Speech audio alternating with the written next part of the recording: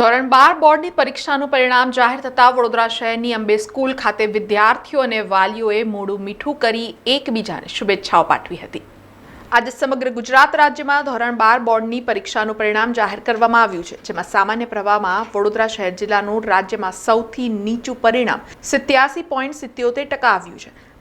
જેમાં સામાન્ય પ્રવાહમાં વડોદરા શહેર જિલ્લાનું રાજ્યમાં સૌથી નીચું પરિણામ 87.77% આવ્યું છે, જ્યાં સામાન્ય પ્રવાહમાં 168 વિદ્યાર્થીઓએ A1 ગ્રેડ મેળવ્યો છે, જ્યારે વિજ્ઞાન પ્રવાહમાં વડોદરા શહેર જિલ્લાનું 82.20% પરિણામ આવ્યું છે, જેમાં વિજ્ઞાન પ્રવાહમાં 43 વિદ્યાર્થીઓએ A1 ગ્રેડ મેળવ્યો છે।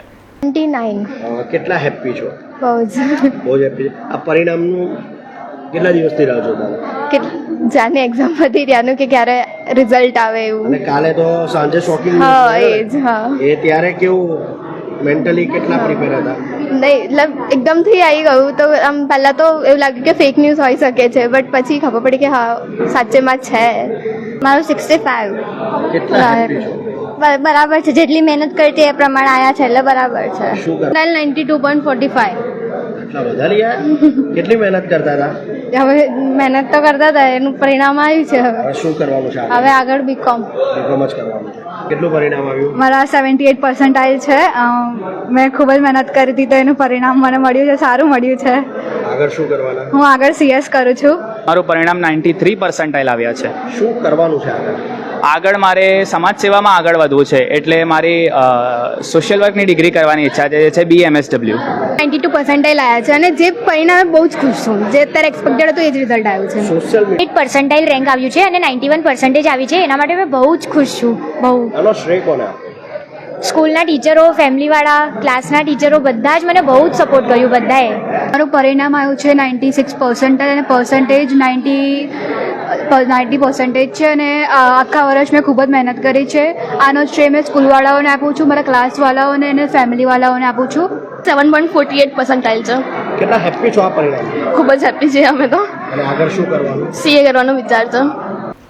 ત્યારે વડોદરા શહેરના હણી વિસ્તારમાં આવેલ અંબે સ્કૂલ ખાતે વિદ્યાર્થીઓએ વાલીઓ સાથે પહોંચીને એકબીજાનું મોં મીઠું કરાવ્યું હતું। સાથે જ અંબે સ્કૂલના પરેશ રાયે વિદ્યાર્થીઓને શુભેચ્છાઓ પાઠવી હતી।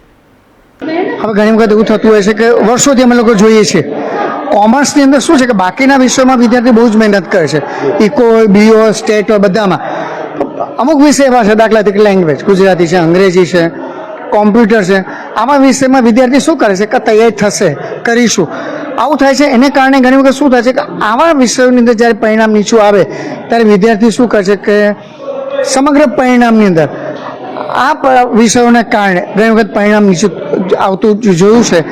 તો શિક્ષણ સાથે જેટલા લોકો સંકળાયેલા છે, શિક્ષકો છે, વિદ્યાર્થીઓની મનોસ્થિતિ બદલવી પડશે।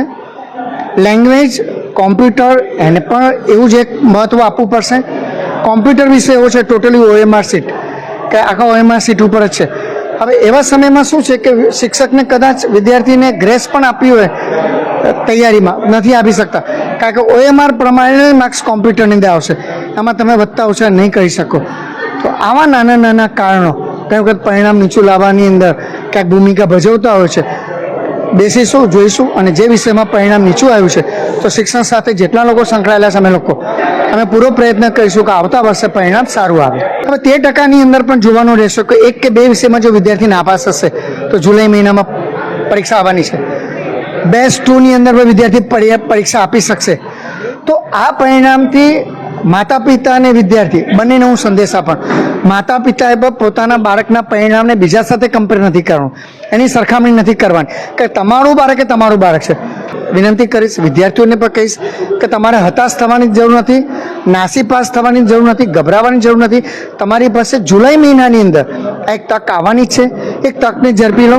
આજથી એક એવું સરસ ટાઈમ ટેબલ બનાવો કે તમારી પાસે બાકીના દિવસો છે, જે વિષયમાં તમારું પરિણામ નીચું આવ્યું છે તો જુલાઈ મહિનામાં પાસ થઈને પણ તમે કોલેજની અંદર જોડાઈ શકશો।